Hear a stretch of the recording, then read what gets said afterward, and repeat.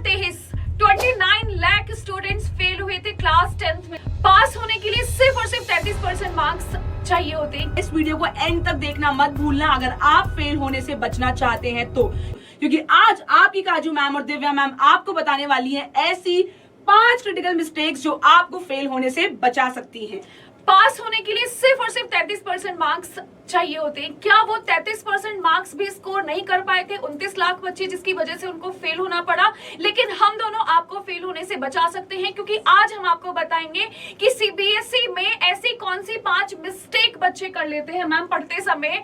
क्योंकि आपको मालूम है कि हर कोई पढ़ाई करता है मैम, लेकिन फिर भी 29 लाख बच्चे काफी ज्यादा अमाउंट है फेलियर का। यस तो फटाफट से हम शुरू करते हैं अपनी आज की वीडियो, जिसमें हम आपको बताने वाले हैं ऐसे पॉइंटर्स जो आपको फेल होने से जरूर बचाएंगे। तो बच्चों, पहला पॉइंट जो आपको ध्यान रखना है, that is practice exam day sitting habit. अब इसका मतलब क्या है?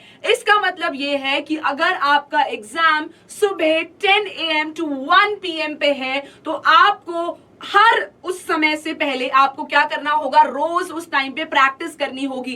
दैट मींस 1 महीना जब आपके एग्जाम्स में बचा है, तो 10 से लेके 1 बजे तक आप रोज कोशिश करिए कि आप कोई सैंपल पेपर सॉल्व कर रहे हैं या फिर कोई क्वेश्चन का आंसर लिख के प्रैक्टिस कर रहे हैं। आपको ये गलती नहीं करनी कि आप उस टाइम पर बैठकर रट रहे हैं। अगर 10 से 1 बजे तक आप लोगों ने अपना लिखने की प्रैक्टिस कर ली, तो देयर आर हाई चांसेस कि आपका पेपर बिल्कुल भी मिस नहीं होगा, नहीं छूटेगा। चलिए बच्चों, बढ़ते हैं अगले पॉइंट की तरफ। यस, तो सेकंड पॉइंट इज, हमेशा हर कोई ये कहता है कि जितने भी आप एग्जाम की तैयारी कर रहे हो ना मेरे बच्चों, तो आपको सबसे पहले प्रीवियस पेपर जरूर देखना चाहिए कि उस प्रीवियस पेपर में आप कितना सॉल्व कर पा रहे हो।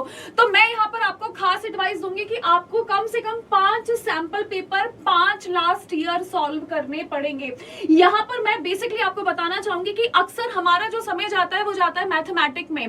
तो मैं आपको सलाह देना चाहूंगी कि जितने भी आप लोगों के थ्योरी सब्जेक्ट है, जैसे आप लोगों का साइंस का बायो रहा, एसएसटी रहा, इंग्लिश रहा, इन सब में तो आपको राइटिंग प्रैक्टिस करनी है। लेकिन जैसे आपका फिजिक्स रहा, कुछ केमिकल रिएक्शंस रही, और आपका खास तौर पर मैथ्स, तो मैथ्स के लिए आपको क्या करना है? जैसे अगर मैं आपकी जगह होती तो मैथ्स के जितने भी चैप्टर्स आ रहे हैं उन सबके फॉर्मूले की एक शीट बना लेती और उन फॉर्मूलों के बारे में लिख लेती कि भाई कहां पर कौन सा फॉर्मूला यूज होता है। क्यों दिव्या मैम? यस, एब्सोल्युटली बच्चों, बहुत अच्छा पॉइंट मैम ने आपको बताया कि अगर आप मैथ्स की प्रैक्टिस करना चाहते हैं, so the best way to practice is कि आप अपने फॉर्मूलाज एक जगह लिख के रख लीजिए। इवन हम लोग भी ऐसा ही करा करते थे। Next, the most important tip and trick that you must follow is you should rely on your previous notes. बच्चों, ये बहुत बहुत बहुत ज्यादा इंपॉर्टेंट है।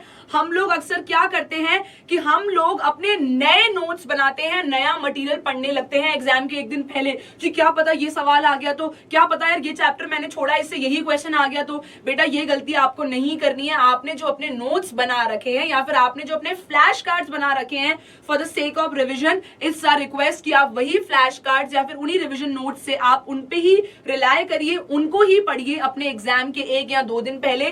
प्लीज नया मटेरियल पढ़ने की कोई जरूरत नहीं है। चलिए बुलाते हैं काजू मैम को और बढ़ते हैं अगले पॉइंट की तरफ। नेक्स्ट, जैसे कि मैंने आपको एक बात पहले भी समझाया था कि जितने भी आप लोगों के थ्योरेटिकल सब्जेक्ट्स होते हैं उनमें आपको कोशिश करनी चाहिए कि आप कैसे फ्लो चार्ट बनाकर तैयारी कर सकते हैं। अब भाई इतना सारा बायो है, इतना सारा एसएसटी है, तो ये बिल्कुल भी समझदारों वाली बात नहीं होगी कि आप सारी की सारी चीजें लिख रहे हैं। पूरी चीजें लिखने की बजाय कि आप छोटे छोटे पॉइंट्स बनाइए, जिसको फ्लैश कार्ड के रूप में आप यहाँ पर देख सकते हैं। या मान लीजिए कि अगर मुझे सेल चैप्टर का रिविजन करना है, तो मैं सेल चैप्टर के बेसिक पॉइंट्स क्या कर लूं, माइंड मैप के रूप में पढ़ लूं। तो आप हमेशा ध्यान रखना, जितने भी आप लोगों के टॉपिक है चैप्टर वाइज आप लोगों को क्या करना है, माइंड मैप क्रिएट करने हैं। जितना ज्यादा फ्लो चार्ट, जितना ज्यादा माइंड मैप की आप हेल्प लेंगे, उतना ज्यादा आपका तैयारी का समय मिलेगा, क्योंकि सारा टाइम लिखने में ना चला जाए। ये बात भी ध्यान रखनी है। कुछ बच्चे दिन भर लिखते हैं, रात भर लिखते हैं मैम, नंबर फिर भी नहीं आते, क्योंकि वो सिर्फ लिख रहे हैं, उनके दिमाग में कुछ नहीं घुस रहा है। जैसे कि मैं आपको यहाँ पर एग्जाम्पल देना चाहती हूँ। सेल कैसे होते हैं भाई? ये यूनिसेल्युलर है, मल्टी सेल्युलर है, प्रोकैरियोटिक है, यूकैरियोटिक है। यूकैरियोटिक में भी plant cell, animal cell, that's it. बहुत ही सिंपल कॉन्सेप्ट है भाई। तो आप हमेशा ध्यान रखना, जितने भी आपके चैप्टर्स हैं, मेक श्योर कि फ्लो चार्ट्स बना लो पेपर से पहले। सारा रिवीजन करना संभव नहीं होगा, लेकिन फ्लो चार्ट से पूरा चैप्टर आपका रिवाइज हो जाएगा। क्यों दिव्या मैम?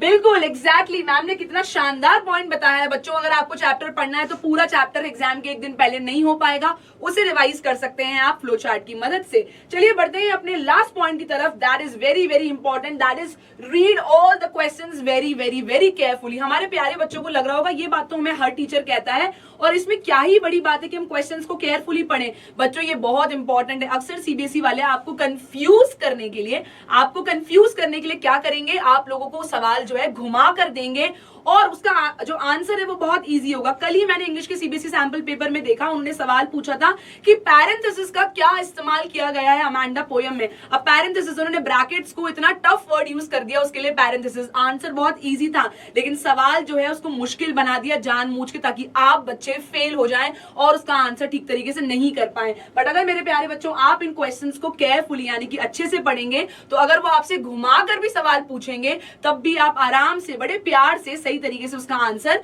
ढूंढ पाएंगे। So read the question very very carefully. चाहे आपको 10 की जगह शायद 20 सेकंड लेने पड़ जाए लेकिन आपको अपना क्वेश्चन बहुत अच्छे से पढ़ना होगा। मैम कई बार बायो में भी एग्जामिनर करते हैं कि which of the following is not a part of connective tissue. बच्चे क्या पढ़ लेते हैं, which of the part is of connective tissue, उस हिसाब से बच्चे आंसर दे पाते हैं। कई बार तो ये गलती टीचर्स भी कर लेते हैं, ह्यूमन एरर होता है मैम। Yes, exactly. तो आपको जल्दबाजी नहीं करनी है, बिल्कुल नहीं करनी। एक क्वेश्चन को पढ़ने में जैसे मैम ने बताया 10 से 20 सेकंड का समय लीजिए, लेकिन मेक श्योर कुछ क्वेश्चंस में आपको फुल नंबर मिल सकते हैं, जैसे एमसीक्यू वाले क्वेश्चन होते हैं, वन लाइनर क्वेश्चन होते हैं। एटलीस्ट आपकी कॉन्सेप्ट क्लियरिटी होनी चाहिए मैम, तभी तो बच्चे अच्छे से पढ़ पाएंगे। यस बिल्कुल, मैम ने आपको बहुत अच्छा एग्जांपल दिया बेटा। ये सिली मिस्टेक्स जो है आपको अवॉइड करनी है और अगर आपने इन 5 चीजों का ध्यान रख लिया तो we promise you that nobody can stop you from scoring 95 plus marks in your half yearly and your board exams. So yes ma'am, that's all from our side. Yes, क्या हम yes, कुछ yes. और important point बताना चाहते हैं हमारे बच्चों को? मैम Or बस that's ये it? बताना चाहते हैं कि रिवीजन करते रहिए, अच्छे Yes. से पढ़ाई करते रहिए और फिर नेक्स्ट वीडियो में हम आपको कुछ ऐसी टिप्स बताएंगे जिससे आपके बहुत अच्छे मार्क्स आने के साथ साथ आपकी कॉन्सेप्ट क्लियरिटी कैसे हो जाएगी। तो शॉर्ट ट्रिक्स लेकर आएंगे नेक्स्ट।